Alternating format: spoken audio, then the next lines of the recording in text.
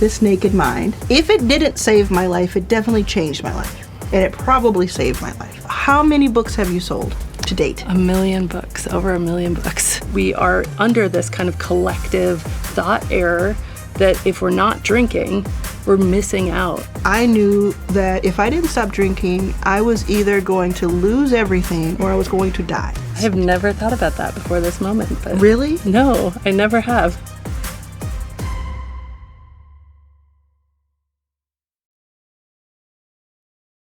Annie Grace. Hi, Arlen. It's Annie so good. Grace. I can't say your name without saying your full name. Yeah. Do you find that people have that issue, or is it just me?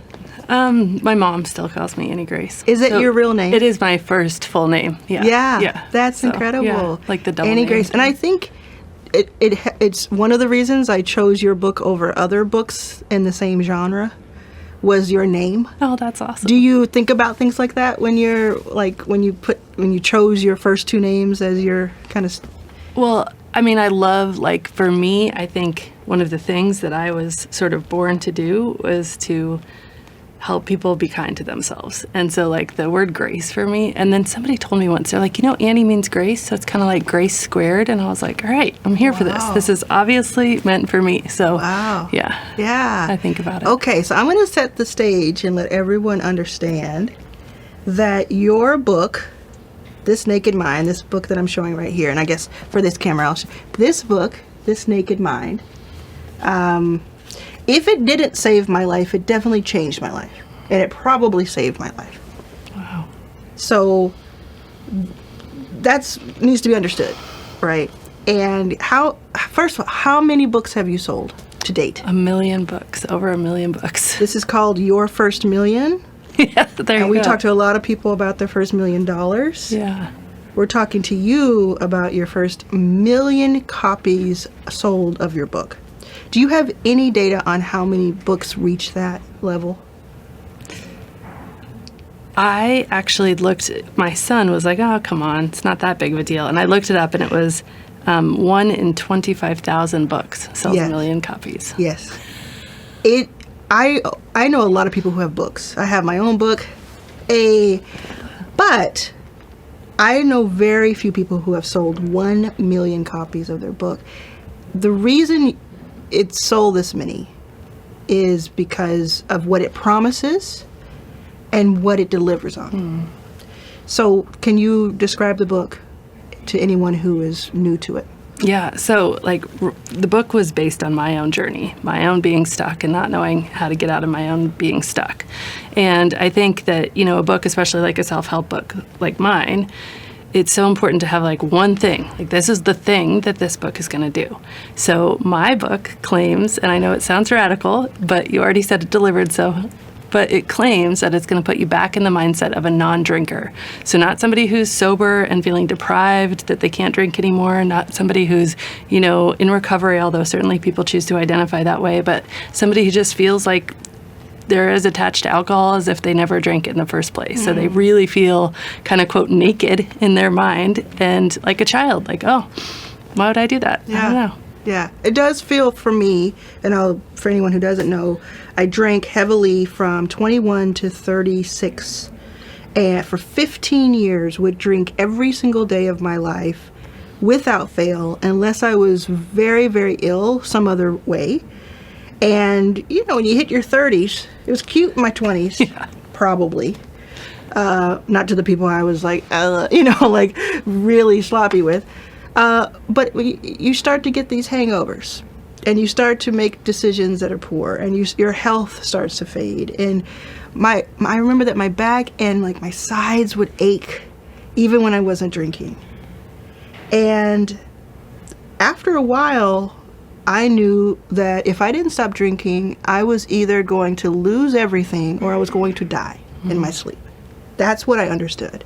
And so in this last-ditch effort, I said, okay, I guess I'm going to have to go to rehab. It was very scary to think of that. Yeah. And because I had made that decision, I said, let me try one more thing, because I thought maybe I can be hypnotized, maybe something will work. So I said, I'm going to try an audiobook about drinking. And I went on Amazon and I looked at lots of different choices, and I chose yours, partially because of your name. And also just because it seemed like the reviews were saying it's logical.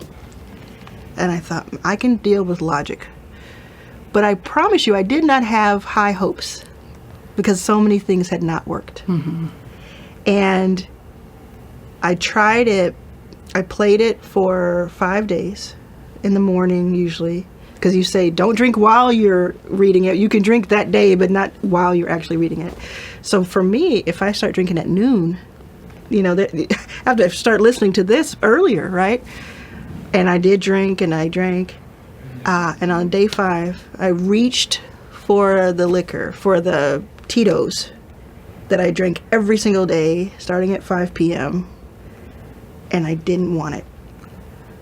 I put my hand down. I was like, oh, I don't want it. I thought it was a freak accident or some fluke. I thought, what? So I tell that story because I want to understand, how many times have you heard that? Wow, so many times. And it gives me chills every single time, because that was my experience upon finding this information, upon researching alcohol, really just knowing the truth about what alcohol is and does in the body. It's hard to want it. I was actually having a conversation yesterday with somebody, and he was like, how would we explain it to like an alien? Like if there was an alien that just kind of came and we're like, this is what we do. We drink this stuff. It happens to make us puke if we drink too much, and it costs us a lot of money, and sometimes we make fools out of ourselves. And they would be like, wait, what? Yeah. What are you doing? So explain your process for this book, because a lot of people have tried to stop drinking, and it's not necessarily their fault that they can't stop. I hope it wasn't my fault, right? Absolutely. That's a lot of what this book talks about. What did you discover about alcohol that people before you could not articulate? So, it is not your fault. That's the first thing to know and understand, is that if you're drinking more than you want to be drinking, it is not your fault. Your brain has literally gotten confused because of a dopamine response in the brain and very other, neurochemicals to equate alcohol at the same level as something you need for your survival. So the same level as oxygen or food. And so you're sitting there and you're trying not to drink, and your brain is literally telling you, you will die. This is a life and death situation.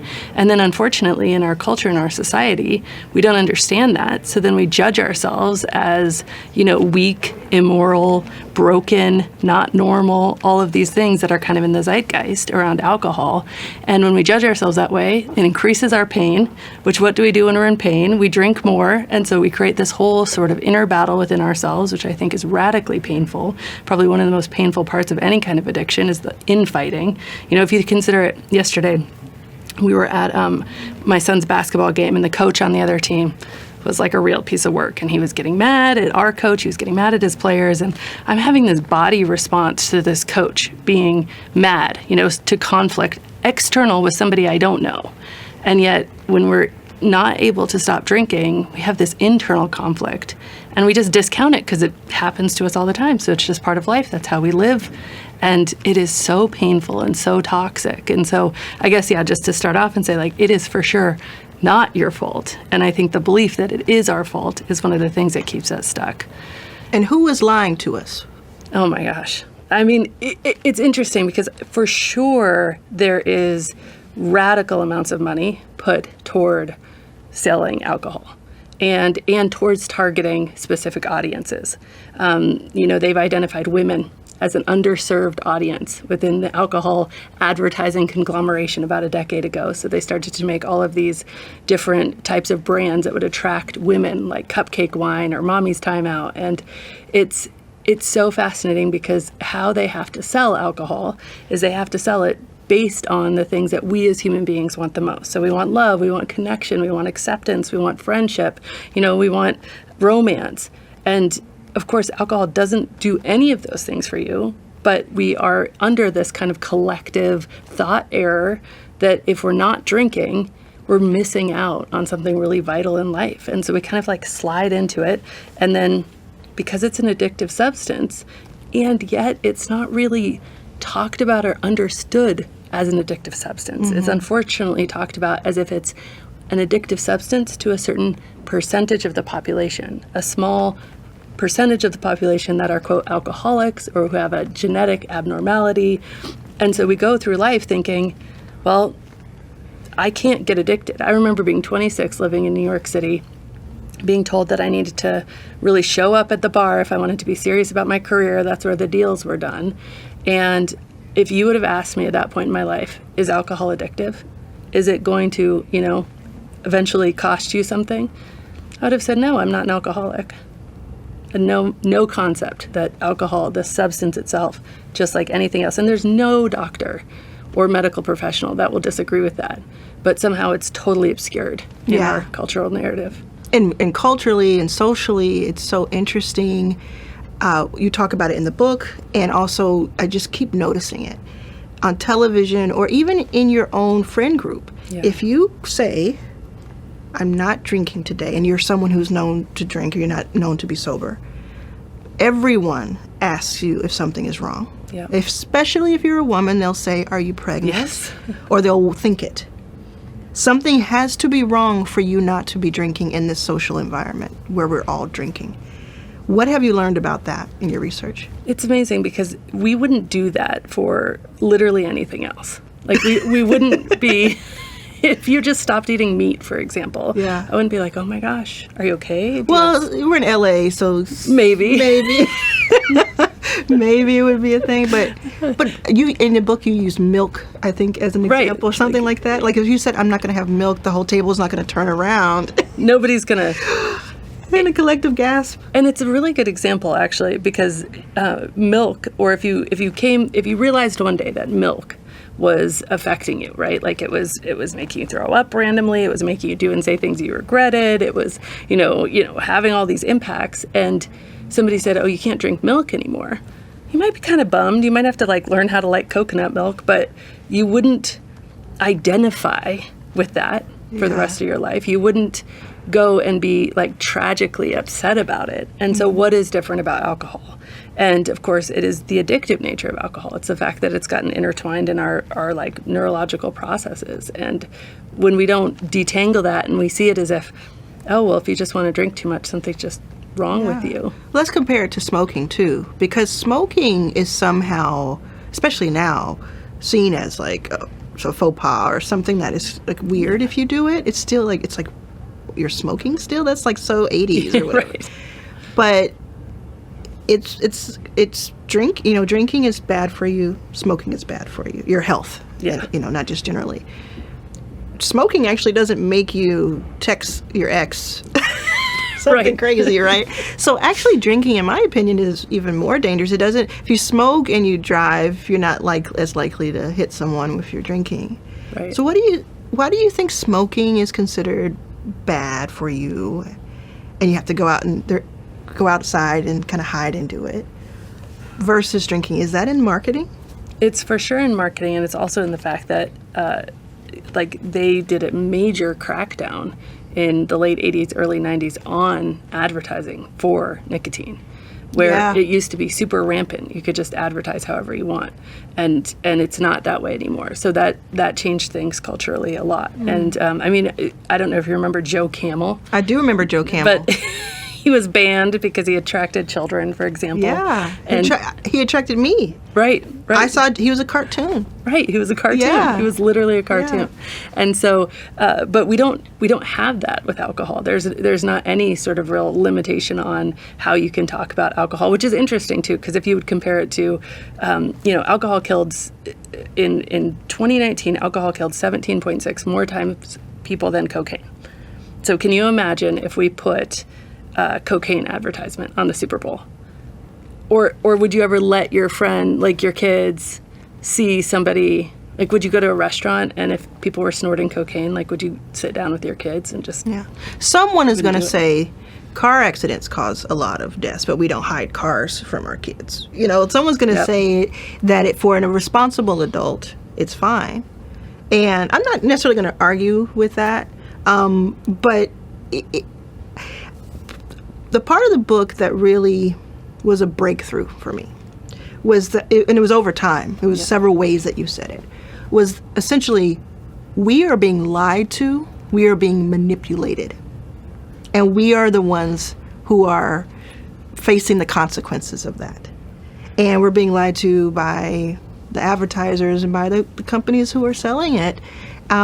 Just like cigarettes, all this stuff came out about cigarettes. Do you think that it's the government's responsibility to crack down then on alcohol advertisement?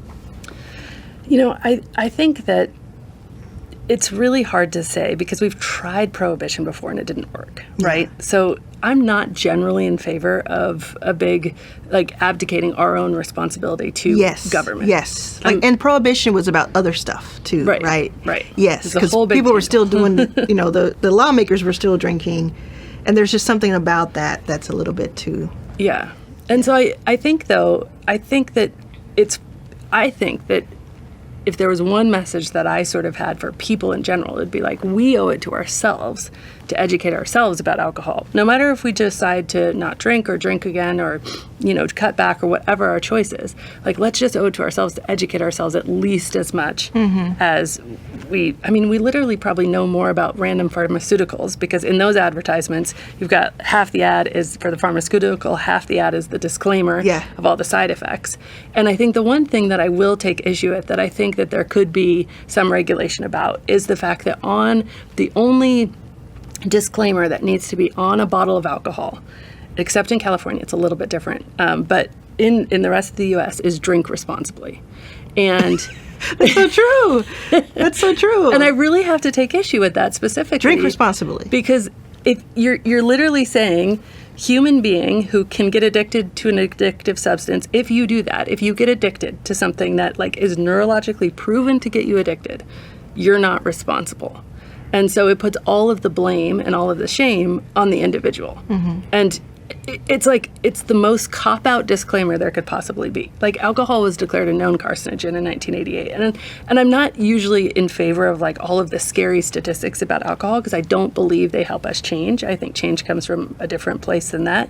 But it's worth knowing that it's a class 1 carcinogen. What does that mean? It causes cancer. And we've known that it causes cancer since 1988. And it's different types of cancers. It's not just a few. So the fact that isn't even disclaimed. We have, BPA, which is some chemical in plastic, is banned. And yet alcohol, which is so, it's been known since 1988 that it causes cancer. And yet the only thing on the bottle is drink responsibly, which, again, it puts the blame on the human being. And I think that's the other thing that really separates alcohol from other drugs, which we just need to wake up to, is we don't have cigarette-aholics. We don't have, cocaineism. We don't define the individual by the substance. We define the substance, and then we say, oh, you person got addicted to an addictive substance. No problem. You're not the problem, human. The substance is the problem. You just happen to get yourself all mixed up with an addictive substance. But with alcohol, we say, no, you human are an alcoholic. You human have alcoholism, which, that's a whole other can of worms because we could talk about those terms, which they're not even medically or scientifically precise anymore. Let's talk about them. So the word alcoholic has really sort of been left behind by the medical and scientific community in favor of alcohol use disorder, which is a spectrum of use, and it's categorized with 11 questions. Now, the interesting thing about this is that my belief at the age of 26, when I had my first drink, was that just alcoholics could get addicted. So I was fine. I had no alcoholism in my immediate family. My parents, I didn't know them to drink. They were hippies. And so I thought, all right, I'm in the clear. No big deal. I didn't see any risk. I didn't perceive any risk. And because of that belief, I kind of went into drinking sort of head on, and obviously there was other factors. But now with alcohol use disorder, if you answer 2 of those 11 questions, if you say yes to 2 of the 11, you have alcohol use disorder. So one of those questions is, do you need to drink more than you used to get the same effect? Every drinker I know would say yes to that question. Another question is, have you ever had a time of drinking when you've overdone it and regretted it? Again, every drinker I know would say yes to that question. And so what I'm taking issue with is the fact that the term alcoholic makes it an us and them conversation. Yeah, it's something you have become or that you weren't strong enough to break from or even avoid. And it takes such a huge amount of, like, if we're saying the barrier to entry into the conversation about your drinking is that you have to admit to being an alcoholic, it's a stair that's huge. 12 feet high. Because there are people who are not going to have gone and hit the rock bottom right. that many of us have. And it's us against them, like you said. It's rock bottom against everybody else, Yep. and everybody else is going through something. Do you think that alcoholism is inherited? Let me start over, because I'm using language. Alcoholism is just is the language that I'm used to. But do you think that alcoholism is inherited? So it is interesting, and it's a very, like, they're still doing a lot of research. There's been no known identified gene or sequence of genes that you could test for to say, yes, you are going to be more predisposed to have a problem with alcohol. Like, there just isn't. There are certain genes who, like, certain traits and certain genes that if you test for them in a human, they might be predisposed for, like, they might have a higher chance of becoming addicted to something. These are also, interestingly, the same genes that are very correlated with success and entrepreneurship in some degree. Like, so there's a huge crossover to people who are risk takers, people who are very extroverted, people who are willing to try new things, people who are very headstrong. You know, all of those things. Like, that's why you're sitting here. That's why I'm sitting here. You know, those are traits that really have served me well, but also could have gotten me in trouble with alcohol. But I think that this dialogue, it perpetuates because what we see is children growing up with alcoholic parents or parents who have abused alcohol having a higher propensity to drink. And so we see that direct correlation. And so we assume, okay, it must be genetic, it must be something else. So now we're looking for the genes. And we're coming up kind of empty, kind of correlations, you know, a little bit unsure. The science is very unclear. But what's much more likely is that alcohol is a numbing agent. So if you have grown up in a household that's uncertain, that feels you don't know which mom's coming through the door. Is she going to be nice? Is she going to be drunk? Is she going to be friendly? Is she going to be angry? Like, that level of uncertainty and that level of anxiety that it causes a child to grow up with a parent who is over drinking is really intense. And so when they have their first drink, because alcohol numbs the brain, it literally makes your neurons, like, relate to each other slower. Your thoughts slow down. So you feel a sense of relief.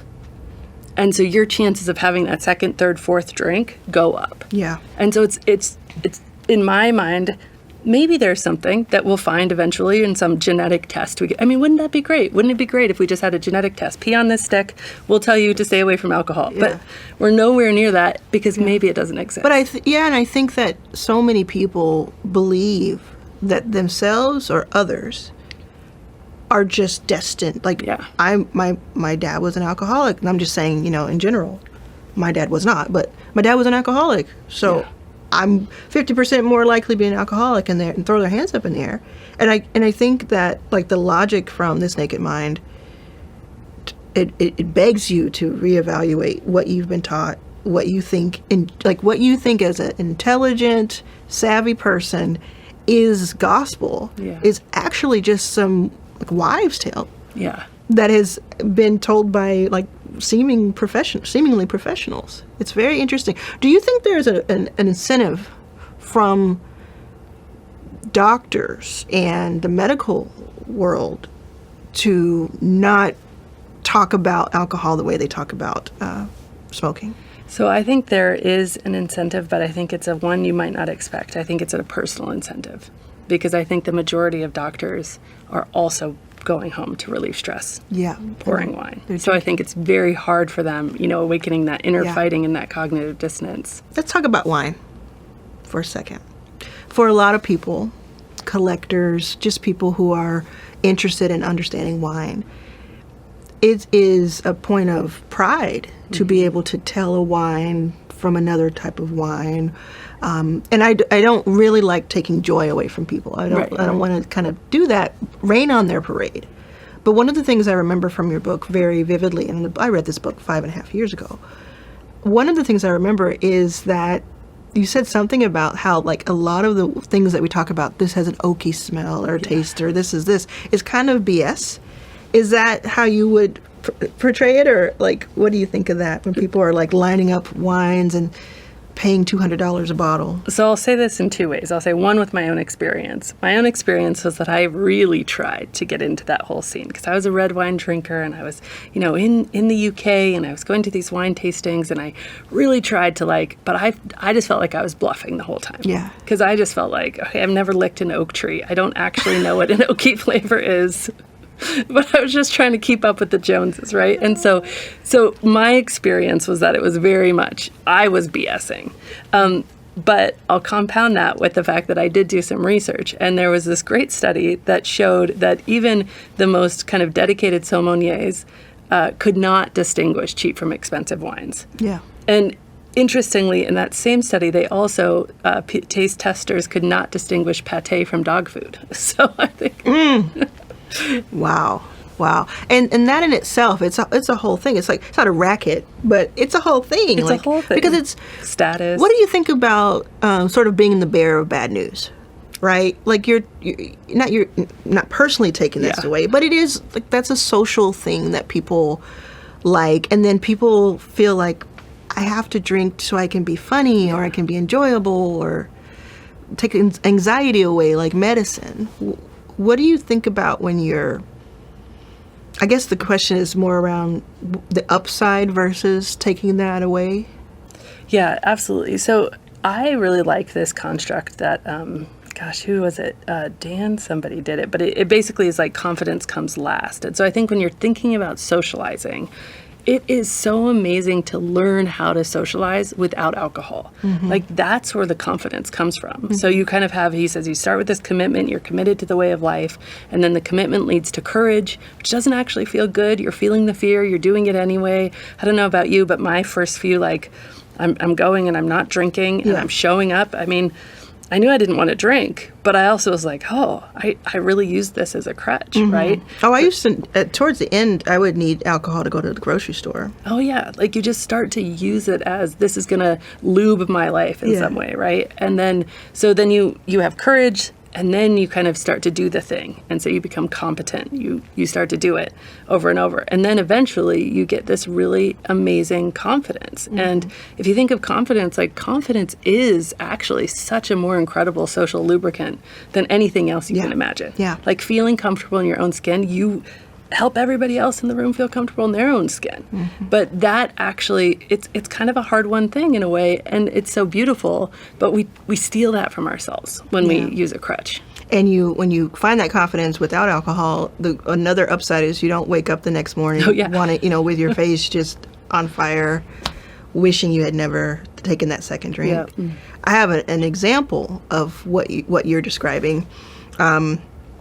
In my public speaking. Yeah. So now I speak all over the world. I get paid well to do so. But I had stage fright my whole life. And one of the things that I would use alcohol for was if I needed to do any sort of public speaking. And I mean like in front of 30 people, as an example. So one time, late 20s, before the fund, I was asked to host or co-host a Pride event. It was Colorado Springs Pride. Awesome. And I was asked to co-host it because I had a blog for lesbians and it was very irreverent and people thought I would be really great on stage. Terrible stage fright, but I said yes. And the reason I said yes a few months out was I said, if I get drunk enough, I'll be able to do whatever. Cool. So I was going to do that. So the day comes around, it's the day before, and I am so scared. I start drinking wine at their little event, their event prior to it. And I drink so much that I am, life of the party, and then instantly sick. So I'm hungover the next day.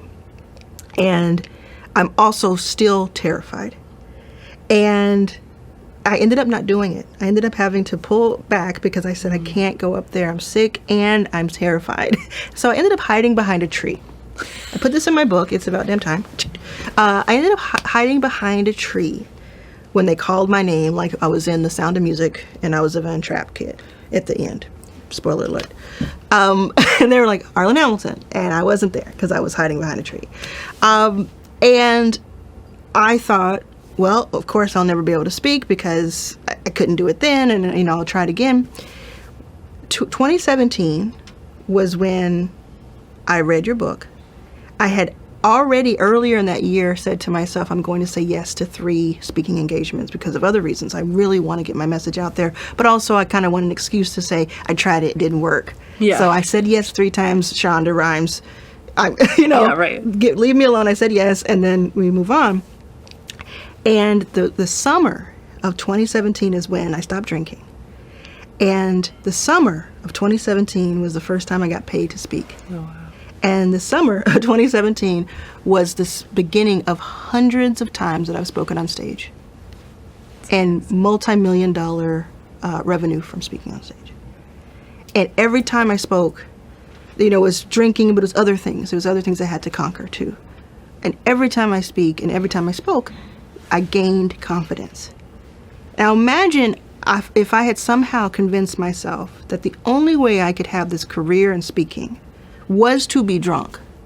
So the only way that I go out, someone pays me money to go and, you know, show up to their event, I have to be sick, Right. make myself sick, probably say something to offend someone that I don't even realize I'm doing and probably hurt their feelings and be a person I don't want to be. Yeah. I only want to give to the world. And say whatever, think I'm killing it because I'm drunk while I'm doing it. And then, you know, watch video of myself looking sad and sick. That was like a fork in the road that I'm so grateful for. And for people who think that they need alcohol, today they think I can only be interesting or funny or creative or good at what I do if I'm drunk. I used to think I'm a bad writer if I don't drink. Right, me I too. have to drink to be a great, interesting writer. That's gibberish when you look back on it. Yeah. Then you can know that the clarity is so much better because you have the talent. You know, this is soaking and drowning the talent Yeah. rather than giving it air and light. Yeah, you've actually earned it. Yeah. And then And you get better at it. you get better at it. Yeah. And it's a real thing that nobody can take away from you. Because I remember doing the same thing before I'd get on a stage. I'd go to the hotel bar, or I'd even have like the little bottles of wine in my purse. And right before I'd take 1 or 2. And, you know, I was so convinced that was how I got through speaking events. And I remember getting off stage one time and somebody coming up to me and being like, "Oh, you're usually really great." And that really felt flat. Oh, what were you speaking about? I was speaking about business. I was Yeah. in the UK actually, and we were in Windsor, and we were at this hotel. There was a few hundred people in the audience, speaking on marketing. And I come off the stage, and a friend of mine, he's like, "I just have to tell you," in his British accent, he's being very polite and direct, "that usually you're so on it, and you just weren't today. Are you okay?" And I had every time, like, alcohol, it doesn't work as well after a while. So I was trying to drink more to overcome the nerves than I had been. So I'd usually do 1, and then I was doing 2, right? And so I just broke down in tears. And he went and sat down with me in the lobby, and he's like, "What's going on?" And I'm like, "I didn't prepare. I was up drinking the night before. I just had been using it as a crutch, and it like the bottom fell out. It wasn't actually sustainable. I had not actually gained the skills that I needed." I want to go back to anyone who's still watching because if you're watching, I think this is resonating with you. So I want to go back to the main point of your book, which is that it isn't your fault. Right. Like if all this stuff is happening to you and you're like, oh, that happened to me, why is that happening? What does alcohol do to the body and to the mind? So there's so many things, but just a few that we can debunk quickly, which I think give a lot of relief is, you know, first of all, alcohol, when you have a drink, it's increasing your blood alcohol content.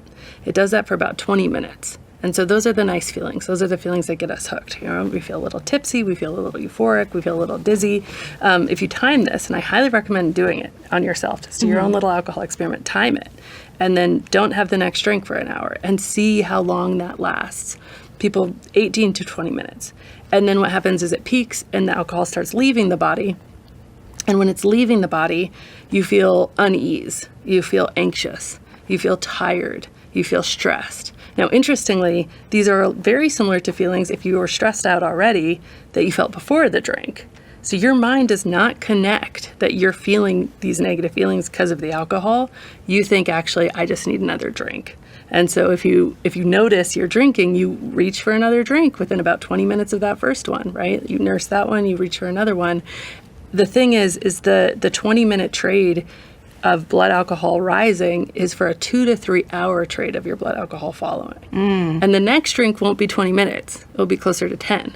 And the next drink will just be a few more. And then you kind of, you impair your brain, so you're not really recognizing this is happening. But then you're in a, 12 to 15 hour anxious sort of decline. And you wake up the next morning and you've got this anxiety, you've got this stress, and you're sitting there thinking, oh, what's wrong with my life? But your brain doesn't make the connection, right? And so you're prompted to scratch that itch with another drink. And another thing that alcohol does that's just worth mentioning is that we have like a happiness circuit in our brain, with different aspects of our brain. And alcohol will increase dopamine in the moment. So it kind of gives you that boost, right?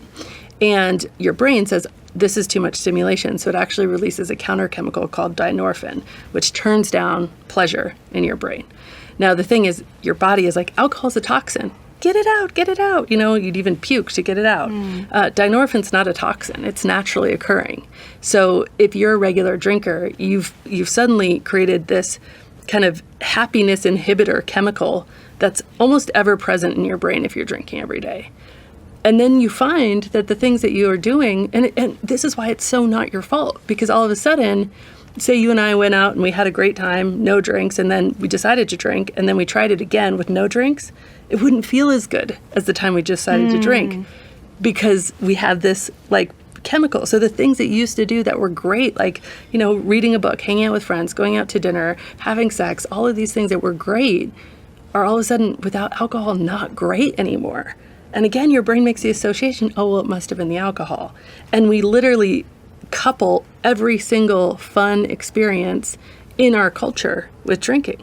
Whether it's going to a sporting event, going to a concert, going out with friends, watching Netflix, whatever we're doing, we're coupling it with a drink. And so then we just can't distinguish.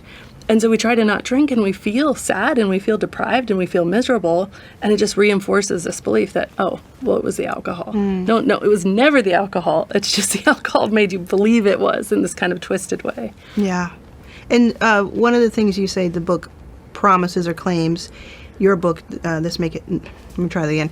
Your book, This Naked Mind, is that unlike other ways people may have tried to stop, you, and I can attest to this as well, you come out of it not feeling like you're missing something. Yeah, and I'd like to kind of attack this from two different angles. First of all, so This Naked Mind was originally self-published, and so for a self-published book to have sold as well as it has, it means that people have to be talking about it. Yeah. And so by the nature of people talking about it, by the nature of you inviting me here on your business podcast, yes, and being on stage at a business conference, you inviting me to Startup Grind, like it's incredible. Like people whose lives have been changed, they want to talk about it. Now, historically, this has been like the second word in AA is anonymous. Like this has been a very subdued, quiet, hidden, shame-based conversation. And so what has happened inside somebody why would you want to talk about something? You want to talk about stuff that makes you kind of feel like a badass, like kind of makes you feel empowered, makes you feel strong, makes you feel like you know something other people don't. And so the second part of what I was going to say is, there's so much new research coming out that debunks pretty much what we've thought about behavior change. So we've believed that behavior change comes from repetition. If you just do the thing long enough, if you can just get 30 days sober, 60 days sober, a year sober, then you're going to feel differently, then it's going to stick. The longer you do it, the more likely it is to stick. The newest research says that's not true at all. Actually, repetition is only correlated with habit change, but it's not causal. There's no indication that even if you do it for years, that it will stick over long term. But there is something that's causal with habit change. And that's the emotion you feel toward the new behavior. And so my work is all about helping people feel good and empowered and excited about not drinking, right? Because if you feel good towards the new behavior, the chances of it sticking go up exponentially. Exponentially. Exponentially is a good word. We're going to stick with that. Infinitely. Exponentially. Yeah. Infinitely. Yeah. All together. It's so true. I remember maybe 10 years or so, 9 years or so into my drinking, my 15 years, I had a rock bottom. And I really, again, thought I was going to die. And so I locked myself in. I was at a guest house in Burbank at the time, late 20s, early 30s. And I locked myself into that place for like 5 days because I'd had like a 3-day hangover. I had taken myself into oblivion one night into drinking. And so I said, okay, I'm going to quit. And I watched a bunch of DVDs on my laptop, and I just stayed away from everything. And I got myself from those, few days and then one foot in front of the other to a point where I had stopped drinking. But every single day for a year and a half that I stopped drinking, I wanted a drink so bad. It was all I could think about all day long and all night. And I was on the brink of relapse every single day. Yeah. I could not go into a bar, couldn't go into a restaurant that had a bar. It was too much. After 2017, reading This Naked Mind, not reaching for that bottle of vodka and not wanting it, you could have a bar set up right here, and I wouldn't like it. I'd be kind of mad at you because I think it was rude. But I wouldn't have any instinct to want it. Yeah. And that's the reprogramming, I guess, in the mind. I think I should also point out at this time, if people are not familiar with me, or this about me, is that I really don't subscribe usually to kind of like the things that are flowery or like, you put hope behind it or something like that. Anything that's religious, I've talked about that a lot. And so it may feel like this is like some sort of like self-help thing, but it's actually so logical that's the part that got me. Can you go back and talk about what you said about the correlation between people who are prone to drinking or prone to addiction of certain kind and being successful and being headstrong? Yeah, I will for sure. But I wanted to touch on something you just said, which Sure. is if it was just kind of a flowery thing or a hope thing or like one of the toxic positivity things, like those don't work over the long term either because there's no substance. And so I think that's what's really important is the reason you feel differently is not because of anything magic I did. It was just because I showed you the science and your brain is intelligent, as all of ours are. And it said, I don't know, that doesn't sound like a good idea anymore. So it's not, it's for sure very grounded. But I first learned this from an entrepreneur named Alex Sharfin, and he had a lot of experience kind of in the addiction arena. And we were talking about this concept once, and there are certain genes that entrepreneurs tend to have more than other people, right? And we also tend to be like somewhat, we can have some neurodiversity. There's other things about entrepreneurs that give us the ability to kind of focus on things for longer or take more risks, right? And to some degree, it's, there's downsides to that too. I think it's hard for really successful people to be fulfilled because we're always chasing the next thing, but that also helps propel us to that next level of success. But those things are, if you were to overlay successful entrepreneurs and how their brains work and people who get addicted to stuff and how their brains work, it's almost a 1-for-1 match. And it's fascinating to see how what makes genius is also what, if left kind of unchecked and not given that avenue. Because I think that each person, especially in your world and your audience and the people whose lives you change, like these are human beings who they need an avenue for this thing inside of them that is needing more, right? And when that avenue is something like business and world-changing businesses, like what a beautiful place we live in. But it's so easy for that avenue to be something like alcohol or another vice because we're just longing. And in that longing, but it's a very, very direct correlation. Yeah. I just know that so many people are going to be affected and feel like an amount of hope that they haven't in the past. what do you think they should do? They should grab the book, the audio like when I did it, I used the audio version, and for me, I think that helped more for some reason. Do you think there's a difference? I think the audio version is really good. I've been told that by a lot of people. I'm really passionate about this, and I read it myself, and so I think a lot of people find that helpful because I'm just convicted. Yeah. I've lived it. I've been there. It's true for me, and I also think that in addition to that, just somehow in your life right now, like awaken curiosity. And the thing about curiosity about your drinking is you can't judge yourself anymore. Yeah. Like you got to put down the judgment. You can't be curious if you're like, oh, I can't believe I did that again. I'm such an idiot. Like that can't coexist with, why did I do that again? How was I feeling beforehand? What did I think it gave me? And so I think, really that curiosity and self-compassion is, that's obviously in the book, but it kind of is the entry point to this dialogue. And like you said before, beginning of the book, I'm like, don't try to stop right now. Yeah. Like just get curious. That got me. I think it's why I think it's why I'm sitting here. Because I'm an adult. Yeah. And a lot of people watching this are adults, and they're like, yes, it makes me feel bad, and yes, I feel like it overpowers me, but it's also, this is a free land that I'm sitting on. Right. And I should be able to make a decision.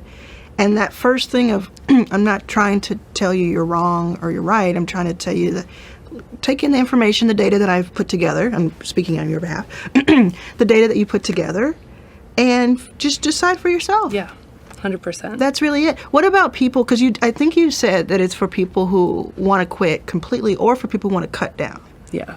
And have you found that that's been helpful for people? Yeah, I think it is very helpful. A lot of people do cut back. Yeah.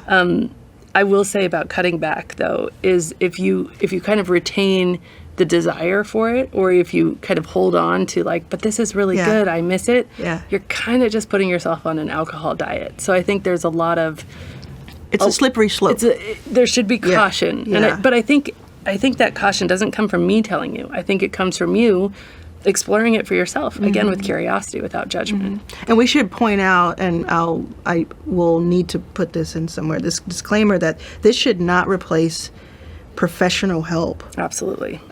Because it can't. In my case, it did, but it should not. And there's some people who, would you say that there's some people who are so sick from alcohol that they should be in like a facility, or? Yeah, so according to the Center for Disease Control, 10% of excessive drinkers, so not 10% of all drinkers, but 10% of excessive drinkers are like physically dependent.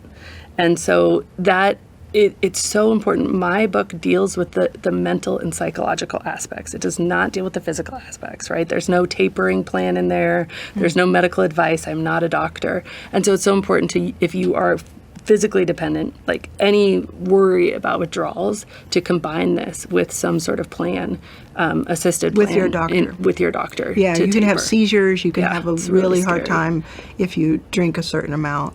Yeah. And I will say that what's interesting about that, though, is something like a rehab facility, they're dealing, a lot of it is with the physical aspects, right? So you're going to a 14-day detox, or you're getting your physical thing under control. But when you walk out, if you still want to drink and you don't get the mental part under control, but there's not as enough, in my opinion, of an emphasis on the mental part, because if we don't think differently about it and feel differently about it, then even if we get the physical part under control, so it has to be both and. Did you read Matthew Perry's book? I've watched some of his YouTube videos a little bit, but I haven't read his book yet. Have you? I've read part of it. It's really good. But what I got from it is that he needs to be talking to you, because I feel like he is very much. This is just my opinion, but it feels like he's very much locked into, this is happening to me. I have no control over it. I was destined because my dad was an alcoholic, XYZ. And I feel like that there's some freedom that you could give him, specifically. And I've always cared about Matthew Perry. Yeah, so I've always cared about him, and I'm glad he's with us and all the things. But I just think there's some freedom that you provide for so many people. And you were on Red Table Talk, Yeah. right? Can you talk about what that experience was like? Yeah, I'll talk about one of the most profound moments of that experience, which actually didn't have to do with Jada or Willow or Gammy, but one of the most profound moments was I was actually on, and they were filming the Kelly Osbourne episode the same time that I was filming it. And I think this goes to what you were talking about, again, back in that whole conversation about the negative emotion that we can bring to recovery, right? That we can live in that place of feeling, as you were describing Matthew Perry, like maybe still feeling powerless, maybe still feeling victimized, right, by something out of his control. And that negative emotion can just perpetuate, number one, just not enjoying your life as much, but also, I think it can also perpetuate relapse. Anyway, Kelly Osbourne was talking about how she had relapsed during the pandemic. And I'm in the back there in the green room, and I can see all the screens. I can also see them out of the corner of my eye. The red table, it was all very cool because it was at Will Smith's house. It was really, really exciting day. And she was talking about how she got back on track. She knew why she did it. She was feeling comfortable again. And she was asked by Gammy, who's been sober for a very long time. Actually, I don't think Jada drinks either, but has been sober for a very long time. And she said, "Do you have support?" And Kelly said, "Well, no, because 90% of my women's group relapsed, and so it disbanded." Oh. And I was just like, we've lost the plot. Like, if that's the level of shame that we feel with the people who are supposed to be supporting us the most, that we can't come back to each other after we feel like we've messed up. Yeah. We need each other more than ever in that moment, like during COVID. And so it just made me really sad. And I'm like, I feel like we have to bring some sort of, acceptance and grace into this conversation, no pun intended, but like... Yeah, I think grace needs to be in every conversation about alcohol. I really do. That's interesting. And the being on that show, and did you have like immediate feedback from that show? Yeah, it was really, really spectacular. I mean, it's incredible how much more that show gets watched. I was on Nightline a few months before. I was like an 8-minute segment on Nightline, and I was like, this is the end-all, be-all media opportunity. And Nightline gets a few 100,000 views. Yeah. Red Table gets a few million views. Millions of views. I think people sleep on that business acumen of Jada Pinkett. Oh, it's amazing. She's lost in the sauce a lot of times with all the other stuff, but that's a juggernaut. And speaking of business, what does it feel like to have 1 million books sold, and how, not just feel emotionally, but how does it affect your day to day? Do you have people reaching out to you every day? Because I know what it's like to have a percentage of that sold, and it's a lot, right? So inbox-wise, I get like 10,000 emails a month, which is really, really cool. About this topic. 10,000 emails a month about your book. Yes. Wow. Yes. And it's, most of those are thank you letters. Some of them are questions. Some of them are other things. So I obviously have help responding to that. But, and I'll get randomly recognized, which is... My kids think is very cool. Yeah. I do not. I get very embarrassed. I feel like you do. You're not being like, you're not pretending to, because you're like super humble and shy and stuff. But I don't like it. But if you see me, it's all right. I'm fine. Yeah, please say hi to you. Please it's better than like sort of staring and like you're like, why are you staring? I just get shy. But yeah, my kids think that's very, very cool. I spend a lot of time, I live in kind of the middle of nowhere in the mountains, and I spend a lot of time writing and researching. I'm working on my next book. And so, day to day, I'm getting to do what I really love to do because my readers had started to ask for other sort of things. And so I've built a free sort of 30-day app challenge and different things like that. And now I train coaches in this methodology. So that's been really cool. They've been able to hang up little Naked Mind sort of coaching centers all over the world, which has been incredible. So it's really I see you with the throw going around. And I guess you could have a career in being the guru to celebrities or people like that. Have you thought about that, or is that? I have never thought about that before this moment. But really? No, I never have. All right. We're going to put that in the intro that you said. Because I can see you definitely doing that. If you think about So the good thing about it is that I wouldn't say do it instead of. I would say speak to the world because we need you. But I also think there are people with a lot of money and a lot of influence, a lot of fame, who are struggling. And if they can't, walk into a place, and even if they do walk into an AA meeting or something like we talked about, it's not always the way. I haven't found AA to be helpful. It was pretty tough for me, but it does help a lot of people. Yeah. And I just think there are people who might not be able to reach out to other types, right? Yeah. But for you wrote the book on it. If they find your book to be interesting at all, if they can go look up your Red Table Talk conversation, how do they get in touch with you? You're on Instagram? Yeah, Instagram at This Naked Mind. What's your website? ThisNakedMind.com. ThisNakedMind.com, so you can contact you there if someone's watching. And they do, because we run the gamut on who watches this, right, and who listens to the audio version. And I know that there are some people who have a lot of, you just frankly, they have a lot of money, but maybe not a lot of support when it comes to something like this. And they would not know where to go. That would be great. Yeah, and I think that's, I see that for you because, you've reached 1 million. Do you have people, I know I asked you this, I was like, can you do it for eating? Like, do you have people who say, can you make This Naked Mind for XYZ? Yes, so I just last October published This Naked Mind for nicotine, which I had a co-author because I didn't smoke, but I've had rave reviews, people able to just have the same mindset shift. So for smoking? For smoking, vaping. It's out already? It's out, yeah. And what's it called? It's just This Naked Mind Nicotine. Amazing. Yeah. And a few years ago, you didn't have that. You were sort of like, we can't do it for that. I know people have asked me personally, and they've asked us in person, can you do it for weed? Can you do it for this? So my question's about eating, weed. Do you think there's a series to be had? Yes. Yeah. So I am on my own food journey, and I have been applying these tools, and I feel I've written probably 2/3 of something significant around food. Really? Yeah. So Wow. I'm excited about that. Yeah. Wow. And you're like Brene Brown in that you deal with a lot of data. A lot of research. data. That's how, because I started the conversation asking you about your process. Talk a little bit about the process to getting to having the information that you have. So with alcohol and with food, actually, it's just basically writing. With alcohol, it was writing down a list of every single reason I drink. And then I asked all of the people I knew, every single reason they drank.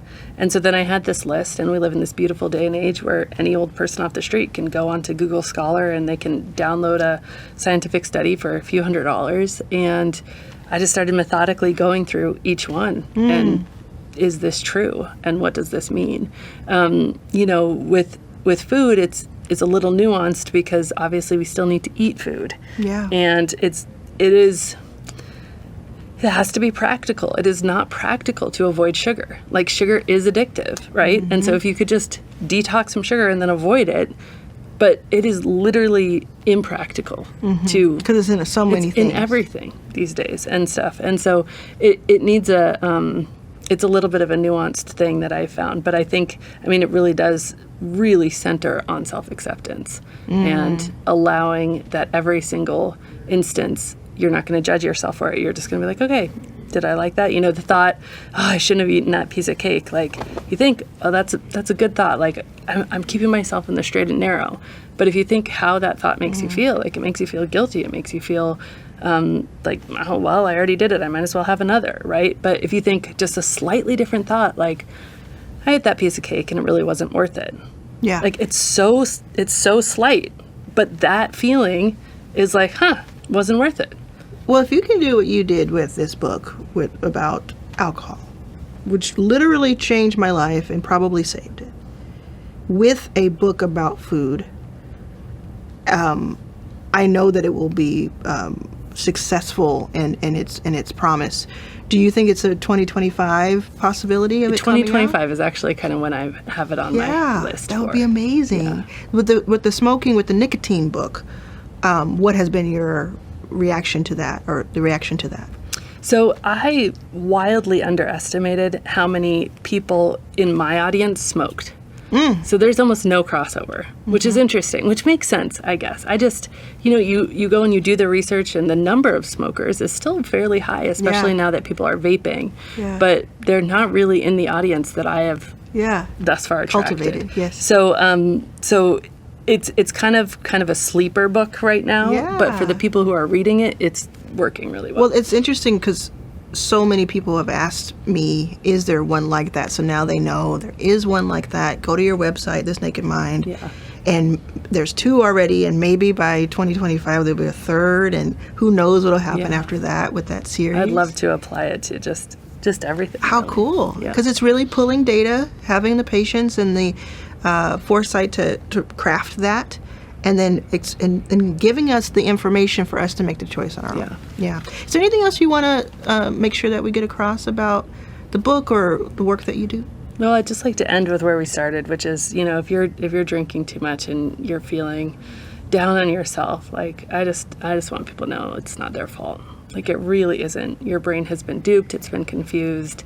You're doing the best you can with the tools you have, and you just might need some new tools, and hopefully we can get you that, but it's not your fault.